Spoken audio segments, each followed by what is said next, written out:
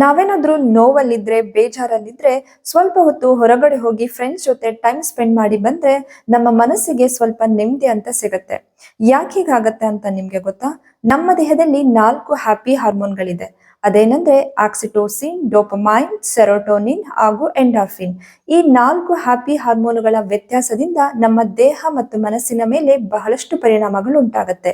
ಈ ಹಾರ್ಮೋನುಗಳು ನಮ್ಮ ದೇಹದಲ್ಲಿ ಕಡಿಮೆ ಆದಾಗ ನಮ್ಗೆ ಏನೆಲ್ಲಾ ತೊಂದರೆಗಳಾಗತ್ತೆ, ಮತ್ತೆ ಈ ಹಾರ್ಮೋನುಗಳನ್ನ ನ್ಯಾಚುರಲ್ ಆಗಿ ನಾವು ಹೇಗೆ ಇನ್ಕ್ರೀಸ್ ಮಾಡ್ಕೋಬಹುದು ಅನ್ನೋದನ್ನ ನೋಡೋಣ. ಮೊದಲಿಗೆ ಆಕ್ಸಿಟೋಸಿನ್. ಆಕ್ಸಿಟೋಸಿನ್ ನ ಲವ್ ಹಾರ್ಮೋನ್ ಅಂತ ಕರೀತಾರೆ. ಈ ಹಾರ್ಮೋನ್ ನಮ್ಮ ದೇಹದಲ್ಲಿ ಕಡಿಮೆ ಆದಾಗ ನಮಗೆ ವಿಪರೀತ ಒತ್ತಡ, ಆತಂಕ, ನಿದ್ರೆ ಸರಿಯಾಗಿ ಬಾರದೇ ಇರುವಂತದ್ದು, ಯಾವುದರಲ್ಲೂ ಉತ್ಸಾಹ ಇರದೇ ಇರುವಂತದ್ದು, ಚಿಕ್ಕ ಚಿಕ್ಕ ವಿಷಯಗಳಿಗೆ ಇರಿಟೇಟ್ ಆಗುವಂತದ್ದು, ಸೋಷಿಯಲ್ ಮಿಂಗ್ಲಿಂಗ್ ಇರದೇ ಇರುವಂತದ್ದು ಆಗತ್ತೆ. ಈ ಹಾರ್ಮೋನ್ ನಾವು ಇನ್ಕ್ರೀಸ್ ಮಾಡ್ಕೋಬೇಕು ಅಂದ್ರೆ ನಮ್ಮ ಫ್ಯಾಮಿಲಿ ಜೊತೆ ಕ್ವಾಲಿಟಿ ಟೈಮ್ ನ ಸ್ಪೆಂಡ್ ಮಾಡಬೇಕು. ನಮ್ಮ ಮನೇಲಿರೋ ಮಕ್ಕಳ ಜೊತೆ, ಪೆಟ್ಸ್ ಜೊತೆ ಆಟ ಆಡೋದ್ರಿಂದ ನಮ್ಮ ಫ್ಯಾಮಿಲಿನ ಹಗ್ ಮಾಡೋದು, ಕಿಸ್ ಮಾಡೋದು, ಅವರ ಕೈಗಳನ್ನ ಇಟ್ಕೊಳ್ಳೋದು, ಅವರಿಗೆ ಅಫೆಕ್ಷನ್ ನ ತೋರಿಸೋದು, ಫೀಲಿಂಗ್ಸ್ ನ ಶೇರ್ ಮಾಡೋದು, ಅವರಿಗೆ ಕಾಂಪ್ಲಿಮೆಂಟ್ಸ್ ನ ಕೊಡೋದ್ರಿಂದ ಕೂಡ ನಮ್ಮ ಬ್ರೈನ್ ಆಕ್ಸಿಟೋಸಿನ್ ನ ರಿಲೀಸ್ ಮಾಡುತ್ತೆ. ಅದೇ ತರ ಅವರ ಬ್ರೈನ್ ಅಲ್ಲೂ ಕೂಡ ಆಕ್ಸಿಟೋಸಿನ್ ರಿಲೀಸ್ ಆಗುತ್ತೆ. ಈಗ ನನಗೆ ಫ್ಯಾಮಿಲಿನೇ ಇಲ್ಲ, ನನಗೆ ಯಾರು ಪ್ರೀತಿ ಮಾಡೋರಿಲ್ಲ ಅಂದ್ರೆ ಡೋಂಟ್ ವರಿ, ನಿಮ್ಮ ಮನೇಲಿರೋ ಕನ್ನಡಿ ಮುಂದೆ ನಿಂತ್ಕೊಳ್ಳಿ, ನಿಮ್ಮನ್ನ ನೀವು ಪ್ರೀತಿ ಮಾಡ್ಕೊಳ್ಳಿ, ನಿಮ್ಮನ್ನ ನೀವು ಹಗ್ ಮಾಡ್ಕೊಳ್ಳಿ, ನಿಮ್ಮ ಬಗ್ಗೆ ನೀವು ಕಾಂಪ್ಲಿಮೆಂಟ್ಸ್ ನ ಕೊಟ್ಕೊಳ್ಳಿ. ಆಗ ಕೂಡ ನಿಮ್ಮ ಬ್ರೈನ್ ಅಲ್ಲಿ ಆಕ್ಸಿಟೋಸಿನ್ ರಿಲೀಸ್ ಆಗುತ್ತೆ. ಎರಡನೇದು ಡೋಪಮೈನ್. ಡೋಪಮೈನ್ ನ ರಿವಾರ್ಡ್ ಹಾರ್ಮೋನ್ ಅಂತ ಕರಿತೀವಿ. ಈ ಹಾರ್ಮೋನು ನಮ್ಮ ದೇಹದಲ್ಲಿ ಕಡಿಮೆ ಆದಾಗ ನಮಗೆ ವಿಪರೀತ ಸುಸ್ತು, ಆಯಾಸ, ಸ್ನಾಯುಗಳಲ್ಲಿ ಬಿಗಿತ, ಮಲಬದ್ಧತೆ, ಏಕಾಗ್ರತೆ ಇಲ್ಲದೆ ಇರುವಂತದ್ದು ಆಗತ್ತೆ. ಈ ಹಾರ್ಮೋನ್ ನಾವು ಇನ್ಕ್ರೀಸ್ ಮಾಡ್ಕೋಬೇಕು ಅಂದ್ರೆ ಪೌಷ್ಟಿಕಾಂಶಯುತವಾದ ಆಹಾರವನ್ನ ಸೇವನೆ ಮಾಡಬೇಕು. ನಮ್ಮ ಬಗ್ಗೆ ನಾವು ಕಾಳಜಿಯನ್ನ ವಹಿಸಬೇಕು. ಚಿಕ್ಕ ಚಿಕ್ಕ ವಿನ್ಸ್ ಗಳನ್ನ ಸೆಲೆಬ್ರೇಟ್ ಮಾಡಿದಾಗ, ಟಾಸ್ಕ್ ಗಳನ್ನ ಕಂಪ್ಲೀಟ್ ಮಾಡಿದಾಗ ಕೂಡ ಈ ಹಾರ್ಮೋನ್ ರಿಲೀಸ್ ಆಗತ್ತೆ.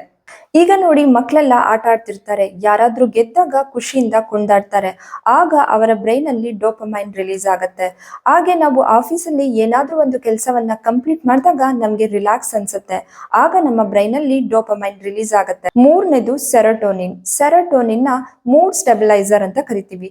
ಈ ಹಾರ್ಮೋನ್ ನಮ್ಮಲ್ಲಿ ಕಡಿಮೆ ಆದಾಗ ಮೂಡ್ ಸ್ವಿಂಗ್ಸ್ ಆಗುವಂತದ್ದು, ಕನ್ಫ್ಯೂಷನ್ ಅಲ್ಲಿ ಇರುವಂತದ್ದು, ಡಿಪ್ರೆಷನ್, ಆಂಗ್ಸಿಟಿ, ಇನ್ಸೋಮ್ನಿಯಾ, ತಲೆನೋವು ಬರ್ತಕ್ಕಂಥದ್ದು, ಮೆಮೊರಿ ಲಾಸ್ ಆಗ್ತಕ್ಕಂಥದ್ದು, OCD, PTSD ಪ್ರಾಬ್ಲಮ್ ಬರುವಂತದ್ದು ಆಗುತ್ತೆ. ಸೆರೋಟೋನಿನ್ ನಾವು ಇನ್ಕ್ರೀಸ್ ಮಾಡ್ಕೋಬೇಕಂದ್ರೆ ನಮ್ಮ ಮೇಲೆ ಸೂರ್ಯನ ಬೆಳಕು ಬೀಳೋ ಹಾಗೆ ನೋಡ್ಕೋಬೇಕು.